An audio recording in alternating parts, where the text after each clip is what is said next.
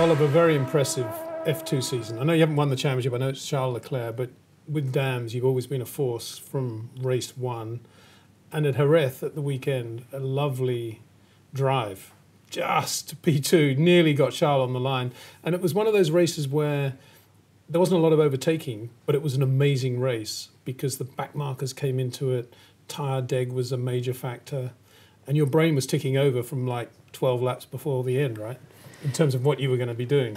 I mean, yeah, definitely. And it was pretty interesting because none of us really knew the tyre degradation before we even got there. So we were guessing before the race, and it became quite clear, you know, halfway through that it's going to be difficult to last till the end. So so yeah, it was an interesting race, and yeah, there was different dynamics going on. You know, if the safety car hadn't have come out, I think I'd have still caught Charles, and maybe I'd have been in a better shape if I had have caught him without the safety car, because actually I lost a bit of tyre temp. And then the back markers were around, and yeah, it was just everything going on. And that wasn't a funny thing, but it was an interesting thing because they were obviously quick on softer rubber, newer rubber. And you made the point, which I'd like you to make again, is that what annoyed you about them was they weren't being decisive in what they wanted to do, whether they're going to pass you or not, right? Yeah, that's the thing, you know, those back markers came out, and at first I didn't even know they were a back marker, like nobody told me, obviously. Like my engineer, he didn't say anything because he just knew what was going on, but I didn't. So I thought, oh, maybe they pitted for soft and they were coming back through it. Then it became apparent, yeah, you know, they were a lap down. But from my side, it was just a bit pointless to try and fight me. Like, you know, if you're going to pass me, then pass me. But if you're not, you're getting in the way of our little fight. So yeah, it was a little bit frustrating, and it took my eye off Charles a little bit, and it probably hindered my race in the last couple of laps a little bit. But you were also pushing Charles at a time when you knew you had the pace, but you didn't want to let him know you had the pace. There was a bit of that going on too. Yeah, so mid-race, obviously, we seemed to be a little bit better on prime tyres. So at the point when I got past, I think it was Sete Camara, I had about an 8-second gap, and I wanted to let him know that I was coming. So obviously I pushed hard for a couple of laps, and I think he said afterwards, you know, I was at like 7 or 8 tenths a lap quicker, and he was starting to worry.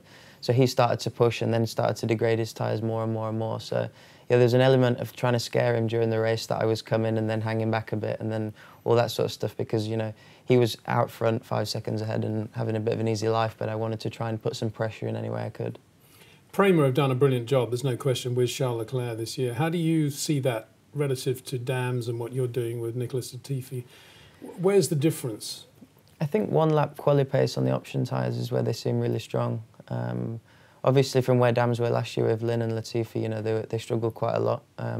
So from my side, I'm quite proud that we've managed to work together and create a car that's pretty competitive. You know, I'd say it's second best out there. So obviously, it's a little bit frustrating that, you know, it's the Prema's still got the pace that they had last year with Gasly and things like that. But you know, I'm quite proud of the work we've done at Dams, and well, you should be happy.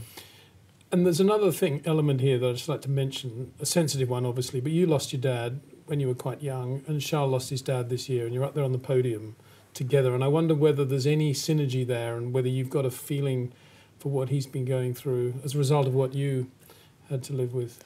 Yeah, obviously, I understand what he was going through, and actually when it first happened, I said to him, you know, if you need anything or you just need to chat to someone, then come and see me, because we've got a pretty close relationship, like off the track. Obviously, I coached him in 2-litre, so we've got that relationship already. I didn't know that, really? Yeah, I was his driver coach. So. You're kidding? Yeah, it's a little bit frustrating. So he owes it all to you? Yeah, he said actually on Twitter before Jerez, oh, I've got your notes from Jerez last time. Oh, so, funny. Yeah, so obviously I know what he went through. I went through it.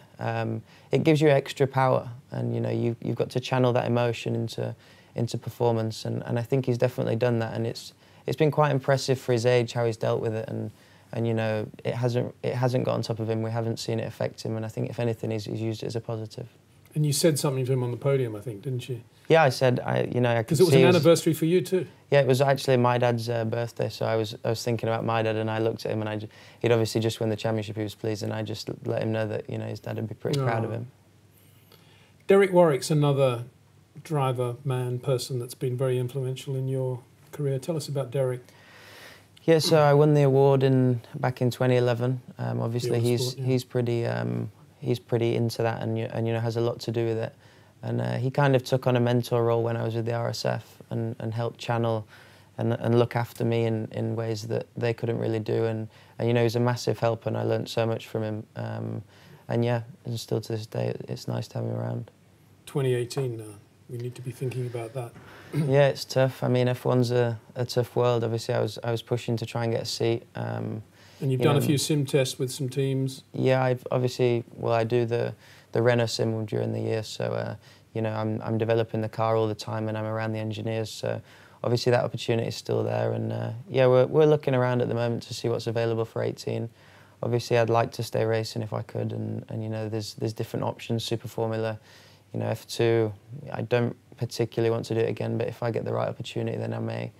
And likewise. Well, that's the upside to not winning the championship, isn't it? Yeah, I can do it again. Yeah. Yeah. So yeah, we'll see. I mean, we're working hard behind the scenes, and hopefully I'll have some interesting news soon.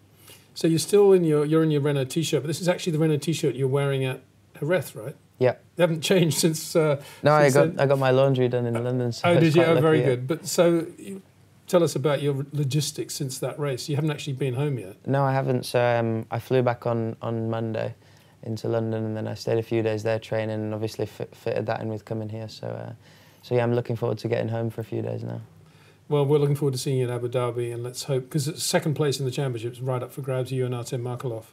Yeah, obviously that's the target, and likewise with the team's championship, Dams are 2 points behind Prema, so it's important for them to win that, and hopefully we can give them something back.